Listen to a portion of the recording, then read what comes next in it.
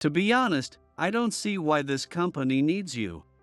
Keith, my supervisor at the company where I work, said this to me with an irritated look on his face. If anything, it's Keith who is unnecessary.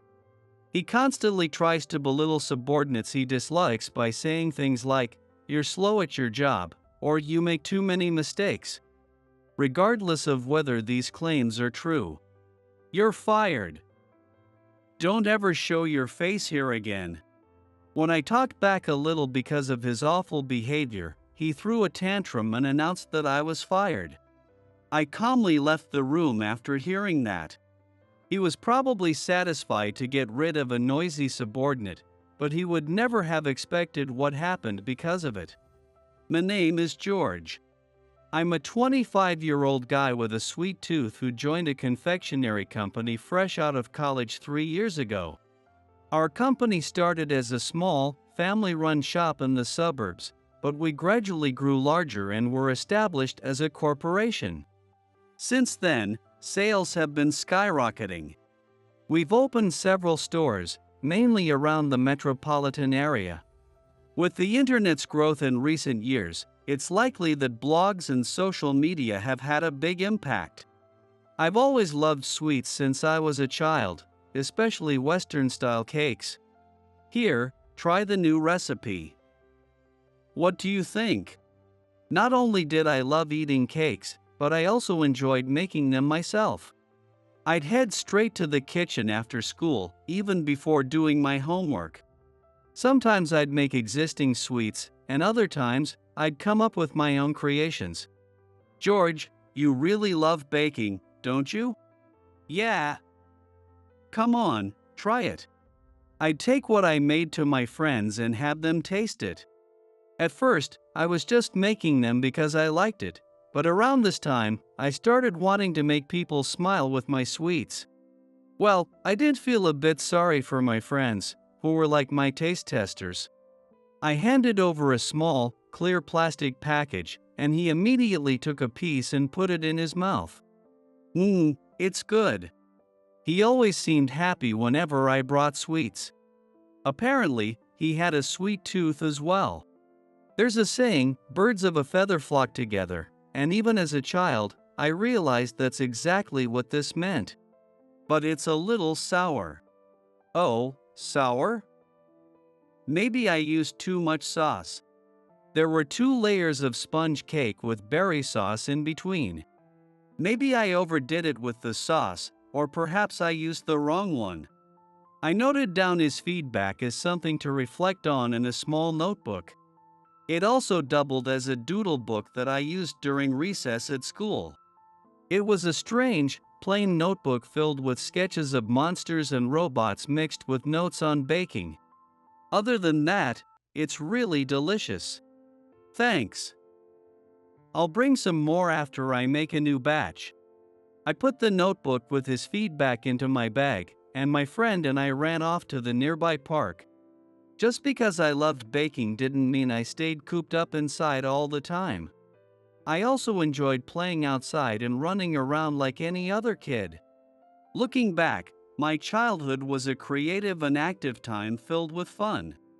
However, my parents, especially my mom, were quite worried about my hobby. George, are you baking again? Yeah, I came up with a new recipe. One day after school, while I was making sweets in the kitchen like usual, my mom started talking to me. Don't you think you should spend more time playing outside with your friends? Once I'm done, I'll go to the park with my friends. There was no need for her to worry. That's what I meant when I answered her question, but she still murmured, with a concerned look on her face. I'm busy, so I kept working with my back turned, but it was easy to imagine that she wasn't convinced. Right. But you're a boy, so you should spend more time playing outside. Okay. What does gender have to do with baking? I was baking because I wanted to. I wasn't going to let anyone interfere with that. With a bit of defiance in mind, I always gave a vague answer to this topic.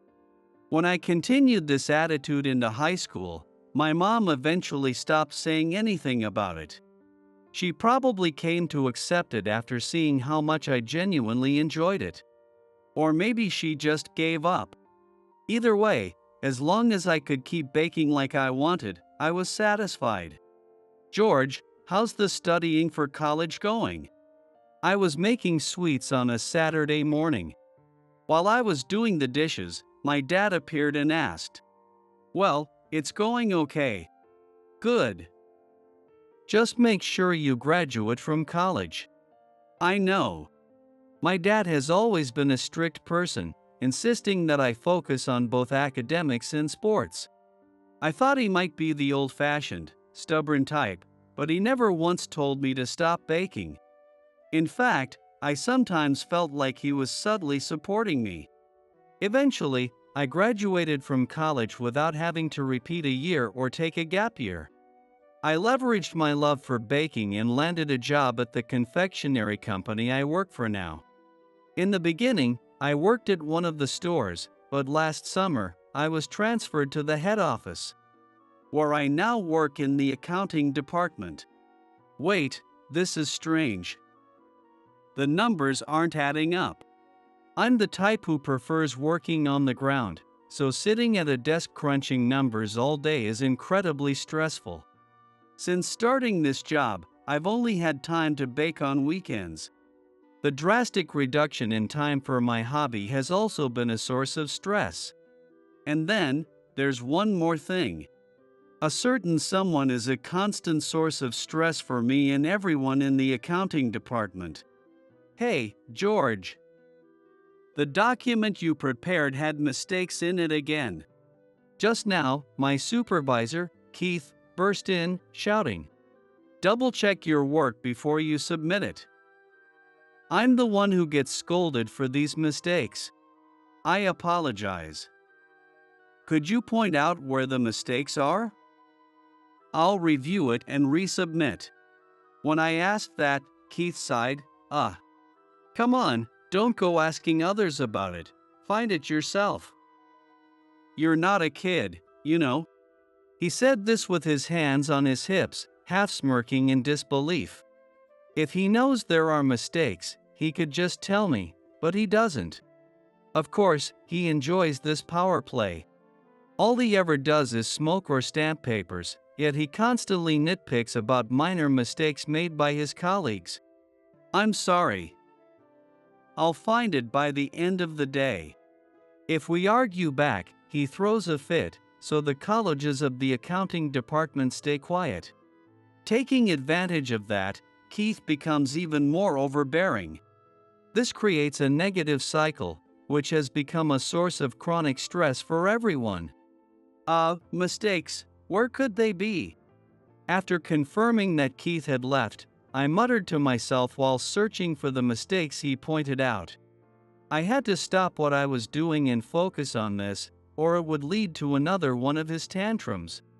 Our top priority had become keeping him happy, which had become our job as subordinates. In this environment, if we don't at least mutter complaints under our breath, our spirits would break. Because of this, the atmosphere in the accounting department is at its worst. Seems like the content is fine, but the PDF Keith sent back had his approval stamp clearly on it. It was a stamp that should only be there because Keith himself had reviewed the content. Is it a typo? With that thought, I ran the document through a proofreading check. I went through it several times, but there was nothing that seemed to be a mistake. Oh, here we go again. This wasn't the first time something like this had happened. He wouldn't specify what the mistake was. And after looking for it, there would be no mistake to find in the first place. It was a scenario that had occurred multiple times before. What Keith was doing was practically fabrication. Seriously, what a troublesome guy. Just to be sure, I had a senior colleague review it, but again, there were no mistakes. Without making any changes, I sent it back to Keith as it was. This is how he pointlessly makes his subordinates suffer. He takes credit for fixing minor or even non-existent mistakes and reports them to his superiors. In other words, his job is all about nitpicking and faking achievements. Not too long ago, parts of data had been deleted, and documents had been rewritten. Some people have tried to gather evidence and report him to the bosses, but they seemed reluctant, fearing retaliation. In such a situation, I kept working as hard as I could. The shareholders meeting was approaching, and our accounting department, tasked with preparing the financial reports, was in a frenzy. As a result, the atmosphere was more tense than usual, and everyone except the carefree Keith had a much lower threshold for anger. We're not going to make it again. No matter how many times I recalculated, there were several instances where the figures just didn't add up. There was an unexplained amount totaling $50,000. This project, if I remember correctly, the approval stamps of both George and Keith were on the project documents. This indicated that Keith and I were responsible for the project. But in reality, I had hardly been involved at all. Usually, he would delegate everything to me, so I found it strange, but I never thought. Keith, you were the one in charge of this work, right? I printed out the necessary documents to explain and went over to Keith. What do you want? With an annoyed look on his face, he glared at me. No matter how many times I recalculate, the numbers don't add up. And we're talking about a large sum of $50,000. I even asked the senior colleagues of the accounting department, but I thought you might know something. Keith skimmed through the stapled documents and seemed to realize what I was getting at. For a brief moment, he furrowed his brows before tossing the documents back onto the desk. I don't know. If you have time for this, just get your work done. I silently cursed him in my mind, thinking that's what he should be doing. But we can't just ignore an unexplained $50,000. Shut up. It's either your misunderstanding or your calculation error.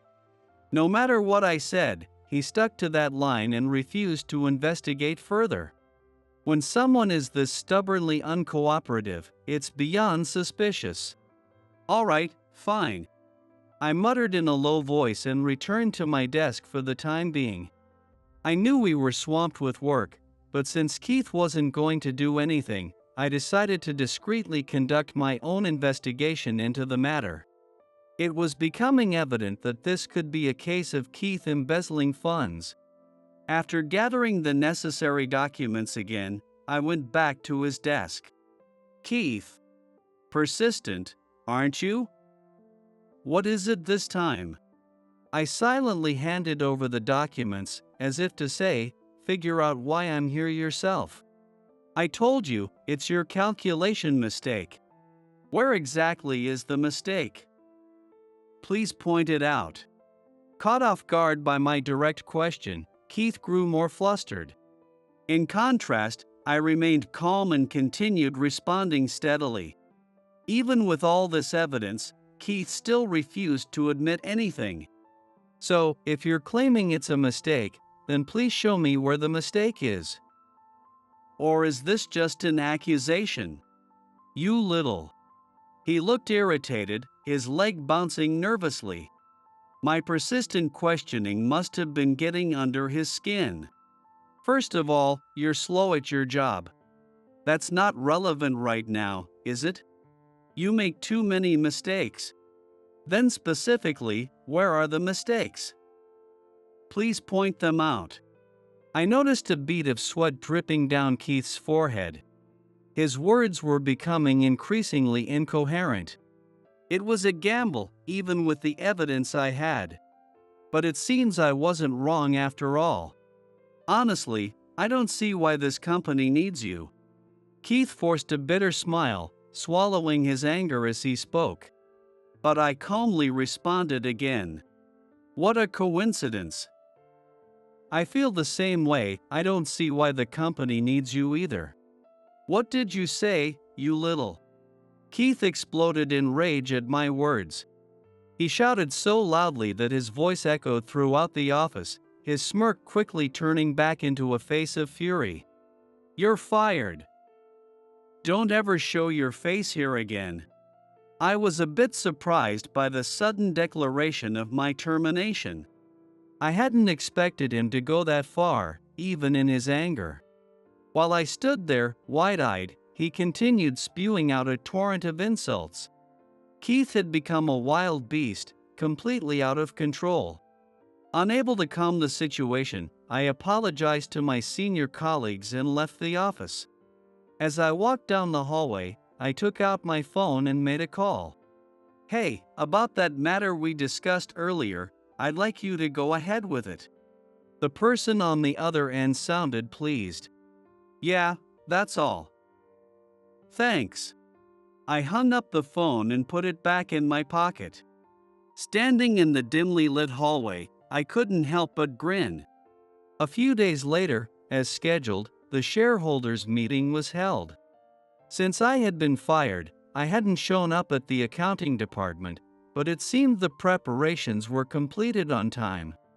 As I entered the solemn venue, I unexpectedly ran into Keith. "Oh, hello there. Why are you here?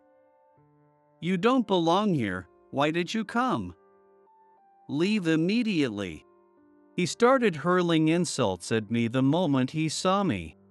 But today, I didn't bother to respond, I just brushed him off with a casual laugh. And then, "Keith, you're speaking too loudly." A tall man with graying hair stood there. It was Scott, who had been hospitalized for medical tests over the past few weeks and was returning today.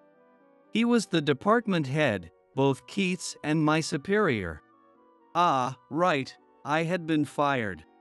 "Scott, I already fired this guy. I told you to be quiet." Keith's words were cut short by Scott, and he shrank back, looking dejected. However, it was clear he still didn't like the fact that I was here, as he continued to glare at me. "Now, it's almost time. Shall we go?" "Yes," I replied and walked with Scott to our seats. Seats reserved for the executives and major shareholders, the best in the house. "Hey, George. Why are you sitting there? Do you even know whose seat that is?" Even after being told to be quiet several times, Keith kept shouting. "Keith, don't you know? He is." Just as Scott began to explain, seemingly having lost his patience, the opening remarks started. Scott stopped talking and turned his gaze to the host. I followed his lead. Even Keith finally settled down and reluctantly took his seat. The president, Mr. Kelly, took the podium and began speaking about the company's status, current management, and future plans. Throughout the proceedings, I could constantly feel Keith's gaze on me. His face seemed to have grown pale. That concludes the reports. We will now proceed to the Q&A session. If anyone has any questions, please raise your hand. The shareholders were busy reviewing their materials, and no hands were raised yet. This is my chance. "Excuse me, may I ask a question?" I had already prepared my questions, so I raised my hand while looking directly at Mr. Kelly. Out of the corner of my eye, I could see Keith fidgeting. "Go ahead." "Thank you. Regarding the company's financial statements." "Oh, here." I stepped forward and handed the documents to Mr. Kelly. These were the materials I had compiled during my investigation into Keith. As indicated in this document, there seems to be around $50,000 of unexplained expenses. Could you clarify what this money is for? Thank you for your question.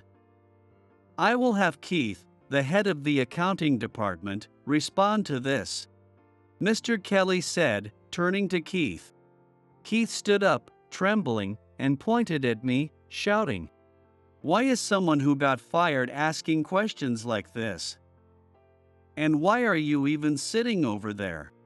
Perhaps because his misconduct had been exposed at the shareholders meeting, Keith was not answering the question and instead making a scene. This is no place for someone as incompetent as you. You're out of place. I told you to leave. Keith. Keith had become uncontrollable, just like that day. Scott, who was usually gentle, intervened loudly to stop him. Perhaps stunned by the difference from his usual demeanor, Keith quieted down with just a single word. It is entirely appropriate for him to be at this shareholders meeting, on this side, no less. There's nothing wrong with it. What? Stunned by Scott's words, Keith's face went slack in confusion. He seemed to regain a bit of composure, fidgeting awkwardly with embarrassment. Keith, take a look at this. Saying that, I showed Keith a copy of a certain document. A proxy statement? Keith began trembling again as he realized what it meant. He must have understood whom he had crossed and what that meant for him. His older brother is the principal shareholder, owning more than 60% of the shares. As the proxy statement indicates, he's attending on his behalf. Ah! For Keith, this was an incredibly harsh reality, and upon hearing it, he collapsed into his chair. He seemed unable to speak, only letting out faint groans. My father, Richard Kelly, is the president of this company. He was the one on stage earlier, explaining things to the shareholders. The founder was my grandfather, and my father took over the management. My older brother, Samuel, the largest shareholder, works in a completely different industry unrelated to confectionery. What? I'm going to inherit the cake shop? When I was in the second grade, my brother was a senior in high school. Around the time he was accepted into college, my father brought up the topic of the future with him. Yes. It's still a long way off, but I'd like to entrust it to you as the eldest son. Hearing my father's serious tone, my brother scratched the back of his head, clearly troubled. At the time, I was just 8 years old and didn't understand the situation, playing loudly with a dual screen square handheld game console right next to them. Dad, you know I'm not really a fan of cakes, right? In stark contrast to me, who loved sweets and baking, my brother didn't have much of a sweet tooth. Looking back, it seems quite harsh to expect him to take over a pastry shop. Yeah, your mom told me. Then, please spare me. Running a shop that sells something I don't like won't be something I can commit to. Well, that's true, but at that time, the shop was still a small, family-run business. However, sales were steadily increasing. The shop's motto was to make delicious and affordable sweets that even small children could buy with their pocket money. This approach had gained enough local popularity to be featured in regional magazines. When I was in high school, my brother decided to invest in the shop and established it as a corporation. Rather than taking over the business, he chose that path instead. Since then, sales of the pastries have grown even more. The company continued to grow steadily, leading to where we are today. My brother is expecting his second child soon and can't leave his wife's side, which is why I'm here on his behalf. When I explained why I was present, Keith's face turned even paler. Still seated, he pointed a trembling finger at me. But your brother is the important one. It doesn't change the fact that you're unnecessary to the company. What are you saying, Keith? Keith, who had once again lost his temper, was sharply rebuked by Scott. Keith's face went blank, an expression I'd seen on him many times before. He's the second son of Mr. Kelly and the next president of this company. What? It had turned into an unexpected announcement, but it couldn't be helped. As Scott said, It's still some time away, but I am set to take over from my father as president. It was supposed to be announced during this shareholders meeting that I would be assuming the role of vice president. But everything has gotten derailed. No way. You, the next president. Hearing Scott's words, Keith's eyes seemed to lose focus. He couldn't believe it, or rather, he didn't want to believe it. How could he easily accept that the subordinate he had tried so hard to undermine was actually the son of the president? Unlike my brother, who didn't like sweets, I loved both eating and making them. Having grown up eating cakes from the shops, I knew exactly how delicious they were. I wanted this taste to spread even further, all across the country. At some point, I started thinking that way. I not only made existing cakes but also created my own recipes. Under the goal of making sweets that could be bought with pocket money, I focused on reducing costs as much as possible. The challenge was how to make them look delicious while ensuring they tasted good beyond just appearance. I found great joy in developing new creations with these two principles in mind. The process felt like a puzzle game of sorts. I wanted to lower costs, but I also wanted to ensure the safety of the ingredients. Achieving low cost and high quality was a challenge, but thanks to long-standing relationships with local farmers and new partnerships we cultivated, we managed to get ingredients at a lower price. These efforts contributed to the company's growth.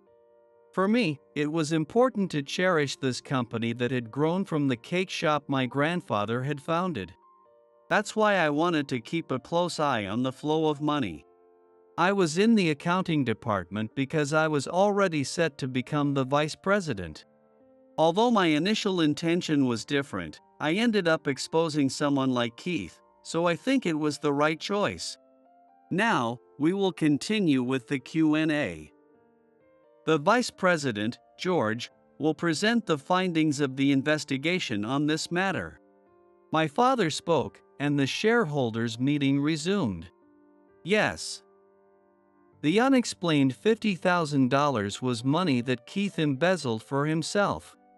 As I announced this, the room buzzed with noise. Keith, the man at the center of the controversy, remained silently bowed down.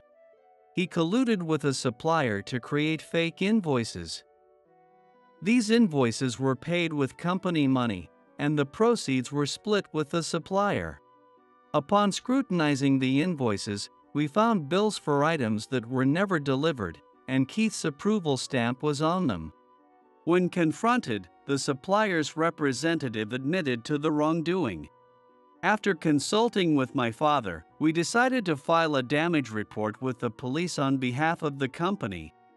So there was no way for Keith or the other involved parties to escape. I exposed Keith's misconduct in front of the shareholders and board members. As everything came to light, he collapsed to his knees with a look of despair. Just then, "This is the police. Keith, there's a warrant for your arrest." The police officers arrived at the shareholders' meeting and took Keith away. He went without resistance, allowing himself to be let out. A few minutes later, once the room had calmed down, my father and I bowed to the shareholders. We were apologizing for the misconduct of an employee. We intend to work closely with the police to formally investigate the extent of the damages. While not all the losses may be recovered, the plan is to have Keith repay as much of the amount as possible. The first to uncover the fraud was George here. With his determination to bring justice, I believe he is well suited to guide this company as vice president and eventually as president. When Mr. Kelly said this, the room filled with applause. It was reassuring to be welcomed rather than resented. Now, let's hear a speech from the new vice president. Yes. I stepped up to the microphone, but strangely, I didn't feel nervous. Probably because I had been much more tense when confronting Keith, giving a speech seemed hardly intimidating. This company began as a cake shop that my grandfather started. Back then, it was shortly after the war. In a time when the scars of war were still visible and food was scarce. Seeing the children's smiles fade away, my grandfather began making sweet cakes to cheer them up.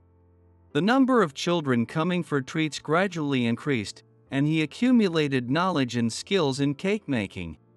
A small stall that he opened using those skills was where it all started. My grandfather's desire to protect the children's smiles through cakes was passed down to my father, the current president. And now, I want to carry that forward with him. From the post-war period to the present, the environment surrounding children and the demand for sweets have changed significantly. There have been trends, and economic conditions have shifted. But one thing has remained constant. The smile of a child when they eat sweets hasn't changed. I want to make sure we never lose that precious joy. To achieve this, I ask for the cooperation of all our employees and shareholders. When I finished my speech and bowed, the room filled with applause again. "You've grown up so well, George." My father looked at me with deep emotion. After that, I left the accounting department and began working mainly as my father's support. Meetings, business trips, and greetings, busy days filled with running around here and there continued. Even amidst all that, I never forgot to keep an eye on what was happening within the company. I frequently visit the product development department. This feels more like an extension of my old hobby than actual work. It's tasty. But it might be a bit too sour. At some point, I found myself on the side of evaluating other people's cakes. If the sourness is too strong, kids might find it off-putting. It's nice to be asked, but there's a part of me that feels a bit lonely. I'm even thinking of asking my dad if I can spend more time in the development department. If it's this size, there could be a choking hazard. Could you make it smaller or maybe add some holes? I worried that my constant feedback might be annoying, but the people in the development department told me it was helpful. Some people in this department have known me since childhood. Perhaps because I've been eating the company's pastries since I was a kid, my evaluations were thankfully trusted by everyone. "George, are you here just to taste the cakes?" Edward, the head of the development department, who has known me since I was a child, teased me. "No, of course not. I'm here to see how the development work is going." All right. Besides, your precise advice is always a great help. It was good to know I wasn't just spinning my wheels. I also occasionally show my face at the accounting department, where I used to work. One of my seniors, who always looked out for me, has now become the department head. He seems to be learning the ropes of his new role under Scott's guidance. He's good at looking after others, so he'll probably do well even in this unfamiliar managerial position. "Oh, good afternoon, Mr. Kelly." "Yes, good afternoon." The atmosphere in the accounting department is brighter than before. It's probably because the troublesome figure who dumped work on others, fabricated mistakes, and threw tantrums is no longer around. Since then, it's been much easier to work. We can talk to our supervisors more easily, and above all, we don't get yelled at. When one of the colleagues said that, laughter filled the office. Indeed. If they can now laugh about what happened back then, that's a good outcome. I'm genuinely glad it didn't leave them traumatized. Feeling relieved, I knew I hadn't made the wrong decision. On another day, I took the opportunity to visit one of our stores during a break. This was our very first store, originally a small hut my grandfather built by hand, which has been renovated several times. "Welcome." A parent and child entered through the manual door with the sound of a bell. A little girl, about 4 or 5 years old, seemed excited by the cakes on display. Soon, more customers came in. All the children were smiling widely as they chose which cakes to buy. Some of them piled so many cakes into their little baskets that they seemed ready to overflow. It was great to see, but I wondered if they'd get in trouble with their moms for grabbing so many. Ha ha. This brings back memories. As adults, we can buy as many cakes as we want. That's what they call a shopping spree. But what I loved most was the thrill of being told to pick just one favorite treat. The excitement of choosing the same cake I always had or daring to try something new. I was the adventurous type, always willing to try new things. Discovering various types of cakes felt like setting out on a real adventure. I'm sure the kids choosing cakes in the store now are feeling that same sense of excitement. That's why there are so many smiles here. Well then, time to get back to work and give it my all. I want to protect those smiles and carry them forward to the next generation, and the one after that. With that thought in mind, I headed off to my next task.